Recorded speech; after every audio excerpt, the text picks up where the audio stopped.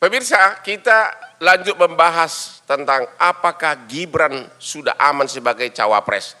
Tadi sebagai ringkasan, semua ahli hukum tata negara, doktor-doktor ini, profesor sudah mengatakan sudah aman total dari segi konstitusi. Jadi Gibran akan melanggang sebagai cawapres. Sekarang kita akan membahas lagi topik putusan MK. Pertanyaan saya kepada Pak Coir. Saya ini sudah 38 tahun sebagai pengacara. Setiap ada putusan selalu ada, kalau kita menyatakan seseorang bersalah, pasti ada bukti dan ada saksi. Benar. Dalam putusan Jimli Asidiki, saya nggak melihat katanya ada intervensi. Siapa yang intervensi?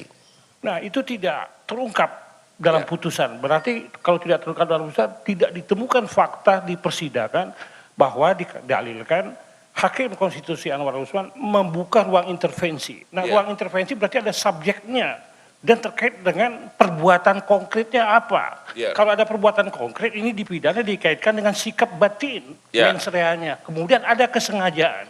Kesengajaan itu harus pasti. Nah di sini putusan dimaksud itu ada pertentangan Bang Hotman antara tahap konstansir dan tahap kualisir sehingga tahap konstituirnya melahirkan putusan yang aneh bagi saya.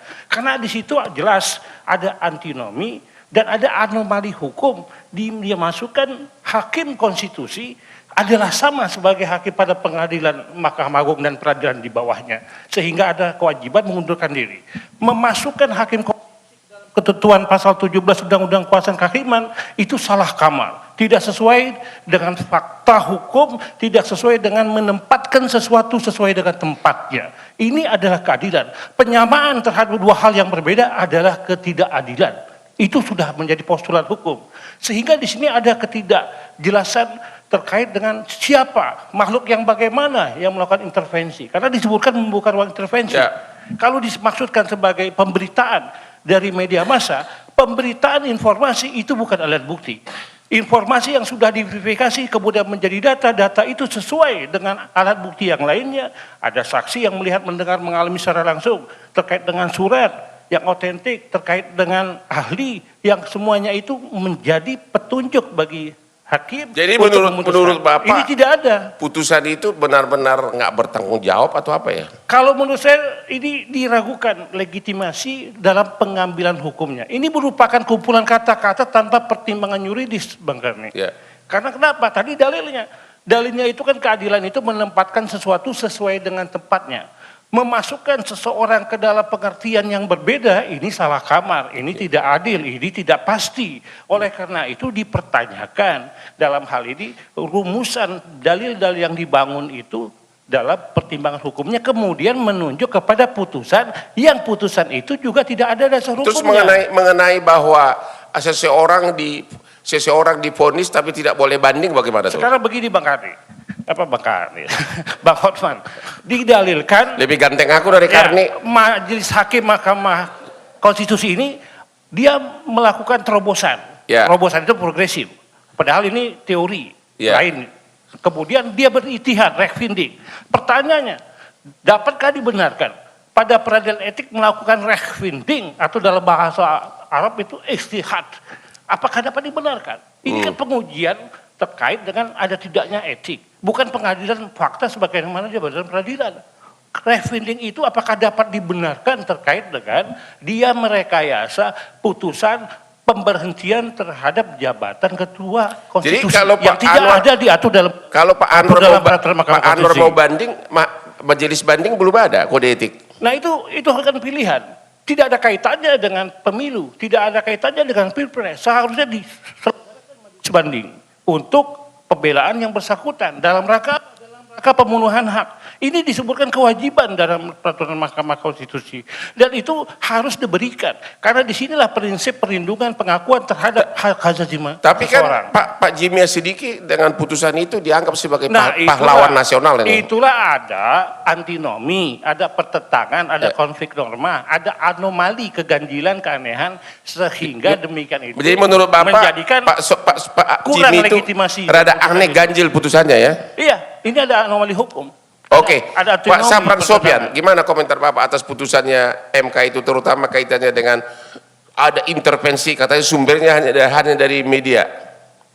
Iya, kalau saya lihat ya, isu dari keputusan MK itu ada 9. Ya, Nah dari 9 itu sebagian besar tidak terbukti atau tidak ada buktinya. ya. Ini juga menjadi pertanyaan besar. Bahkan saya lihat ada pembicaraan Pak Jimli di media ya, di TV. Jadi hanya ada bisa kompromi sama Denny Endriana terkait dengan mau provisi. Tadinya mestinya 30 hari diberi batas waktu menjadi 14 hari. Jadi ditanya kapan putusan, tanggal 8. Kalau gitu tanggal 7 saya putuskan. Maksudnya tanggal 8 itu batas akhir untuk pendaftaran. Ya. Nah di sini waktunya jelas sangat kurang sekali, apalagi banyak yang tidak ada bukti di dalam putusan tersebut. Kita tahu hakim MK itu kolektif kolegial. Jadi kalau beban itu hanya dibebankan kepada ketua, ini saya kira tidak ada rasa keadilan. Contoh umpamanya ada konflik of interest, konflik kepentingan. Di MK dari 2003 sampai dengan sekarang, hampir semua ketua itu melakukan konflik of interest. Kenapa? Contohnya?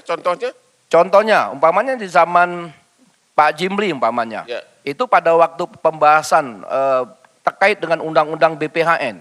Nah pada waktu itu Pak Natabaya, ya, dia selaku bekas kepala BPHN. Ya. Nah juga terkait dengan ada pengawasan dari judicial review, ditolak juga. Itu seharusnya kan nggak boleh untuk kepentingan MK. Nah juga di zaman Pak Mahfud, zamannya Pak Hamzah Zulpan, hampir semua ada konflik kepentingan dan tidak mundur. Nah kenapa yang ini dikaitkan seolah-olah ada pelanggaran berat. Nah di situ rasa keadilan ini dipertanyakan, keputusan dari MK itu. Tapi Pak Mahfud muji benar ini putusan. Gimana komentar Bapak? Iya, karena ada komentar Pak Mahfud kan terkait apa namanya itu. Marwah, kembali marwah. Marwah dari MK katanya. Iya, dengan adanya putusan Prof. Jimli ini atau MK ini kan merupakan terobosan. Ya. Harusnya keputusan dari MK itu kan, MK itu ada 3. Ya, teguran lisan, teguran tertulis, pemberhentian tidak hormat. Oke, pertanyaan saya justru itu. Kalau di dalam peraturan, misalnya gini, di KUH pidana kan disebutkan kalau orang melakukan tindak pidana ada hukumannya. Di luar itu nggak boleh. Ya kan? Kan begitu kan hukum positif kita. Karena di dalam peraturan tidak ada pemberhentian sebagai ketua MK. Apakah putusan itu batal demi hukum? Nah ini juga bisa diuji karena ini merupakan terobosan atau kalau dalam agama itu istihad. Jadi berdasarkan untuk mengambil bagaimana supaya tidak berlarut-larut. Jadi kalau dia diberhentikan tidak hormat, Ya. ya pertama rasa keadilan juga belum tahu karena waktunya ini cuma 14 hari, seharusnya sebulan kan. Nah yang kedua, Pak Anwar Usman bisa banding dan ini bisa memakan waktu yang lebih panjang dan keputusan banding itu pun ditetapkan juga oleh ketua. Nggak, tapi kembali kepada berwenang nggak MK memecat sebagai ketua MK karena itu tidak diatur dalam kewenangan kode etik. Kalau dia memecat pemberhentian tidak hormat selaku hakim MK berwenang. Sebagai ketua MK diatur atau tidak? Tidak diatur. Berarti menurut Anda putusan itu cacat? Ya itu bisa nanti debatable nanti kita. Apakah cacat atau tidak. Ya. Karena ini merupakan terobosan. Gimana Pak Margarito? Cacat atau tidak? Setiap sanksi itu ada dalam perundang-undangan. Legally cacat. Ya? Legally cacat. Legally cacat. Terus? Atau tidak, senang atau tidak. Karena? Tadi kan tidak punya wewenang. Oke, jadi Wewenangnya cuma 3. Teguran lisan, teguran terlisan, teguran tertulis, dan pemberhentian tidak dengan hormat. Clear. Dari mana Anda memperoleh kewenangan itu? terus apa dong? Upaya hukum bagi si korban gimana? Korbannya kan Pak Anwar ini. Anwarnya diam-diam. Kenapa? Anwarnya udah diam-diam. Udah terima dia. Ngel aja pakai kayak politisi juga. Nah, cuma itu doang yang dilakukan sekarang. Bapak sebagai ahli hukum, apa saran Anda kepada Pak Anwar? Karena Ya satu, dia bisa mengambil 2 cara gitu. Ya. Cara pertama dia ajukan ke Mahkamah Konstitusi yang sekarang untuk bentuk MK lagi. Kalau tidak, pakai abang untuk perkarakan perbuatan melawan hukum. Clear, dibawa keluar. honor saya mahal Pak. Gak apa-apa abang, bikin hukum. Ya. Supaya bikin hukum gitu. Karena kita mau berhukum kan. Kita tidak bicara soal politik kan ini. Supaya kita beres dalam berhukum. Putusan Dewan Kehormatan bisa nggak diajukan ditunkan?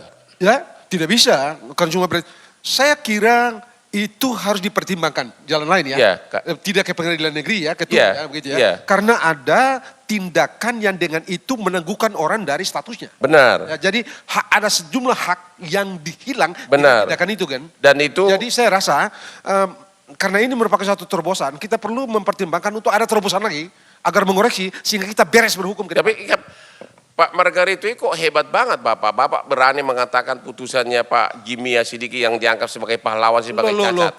Emang lebih hebat Bapak atau dari dia atau siapa? Enggak. Ini bukan. Ini Pak Jimli ini guru saya. Kenapa? Kamu mesti tahu. Ini guru saya. Promotor saya di Iya. doktor gitu ya. Begitu itu. Tapi kan diajarkan juga kan bahwa di dalam hukum wewenang itu ada di mana? Di hukum kan? Oke. Wewenang lahir tidak karena orang itu punya status. Benar. Karena dia lembaga tertinggi, dia ketua. No, wewenang itu ada dalam hukum. Tidak ada di luar itu. Karena itu kita mesti nunjuk hukum sebagai dasarnya untuk menilai. Dan di apakah dalam benar. peraturan kode etik tidak Nggak ada. tidak ada kewenangan dari ketua MK memecat sebagai ketua MK. Nah itu dia. Nah faktanya sekarang dipecat. Begitu itu. Nah dengan dipecat ada sejumlah hak yang dikesampingkan. Ya. Lalu Anda diam aja. Jadi Makanya saran Bapak saran saya kepada Tuan Anwar Usman ini satu, Ya. ya sudah seperti sikap sekarang diam-diam aja, ngitung ngeyel aja kayak sekarang kemarin-kemarin itu kan ngeyel tuh, kayak politisi ngeyel tuh. ya Nah, yang kedua, ya dia ajukan permohonan kepada ketua MK sekarang untuk bentuk MK lagi agar mengoreksi putusan ini. Yang ketiga, pergi ke pengadilan negeri untuk perbuatan melawan hukum. Kalau tidak, pergi ke pengadilan tun. Hanya 4. Jadi ada 3 upaya hukum. Ya, Satu 2. gugat TUN, satu gugat PMH, perbuatan melawan hukum di pengadilan negeri. Satu pergi ke MK lagi, saya, minta Pak Soehartoyo untuk bentuk lagi MK yang baru, koreksi putusan ini. Kan putusan mesti dikoreksi dengan putusan kan? Ya. Anda tidak bisa koreksi dengan ngomong-ngomong itu. Apakah selain Pak Anwar masyarakat boleh nggak mengadukan itu ke MK? Kan coba aja. MK. Coba aja, ini kan tidak ada hukumnya, ini coba aja gitu. Tapi kalau begitu dia maju, orang akan mempersoalkan kan. Ya. Hakim MK akan mempersoalkan, Anda ini punya kepentingan apa? Karena kalau kita bicara mengenai kepentingan, itu kita bicara mengenai hak. Ya, legal Hak standing itu- nggak ada. Nah, hak mesti ada dulu baru kepentingan lahir. Benar, berarti harus Pak Anwar yang mengajukan. Anwarnya Pak, sendiri. Gimana Pak Profesor Puyono? Bapak kan sebagai ahli filsafat peraturan, ya? Baik. Jadi gini, kalau kita melihat kan Intinya begini, dari segi filsafat hukum, kalau di dalam peraturan tidak ada kewenangan dia untuk memecat ketua MK. Apakah peraturan itu cacat atau tidak? Tapi Pak, nanti sabar dulu, Bapak jawab sesudah jeda berikut ini.